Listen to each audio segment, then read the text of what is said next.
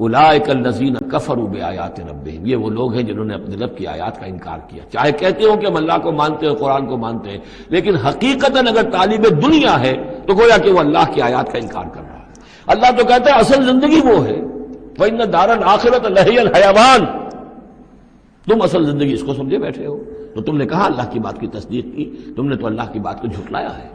اولئک الذین کفروا بآیات ربہم ولقائہ فحبطت اعمالہم، یہ جو جھوٹی پھوٹی کوئی نیکیاں کرتے ہو اپنے دل کی تسلی کے لیے، جھوٹے تسلی دینے کے لیے، کوئی مسلی کھلا دیے، کوئی غریبوں کا کام ہو گیا، کوئی کسی کے لیے، یہ نیکیاں ہمارے ہاں قطعاً ان کی کوئی حیثیت نہیں، ان کے سارے اعمال اس قسم کی نیکیاں حبط ہو جائیں گی۔ فلا نقیم لہم یوم القیامت وزنا، تو اس دن ہم ان کے لیے قیامت کے دن جو ہے کوئی ان کا وزن قرار نہیں دیں گے، یا ان کے اعمال کو تولیں گے ہی نہیں۔ اعمال تو ان کے تلیں گے جن میں ایمان ہو،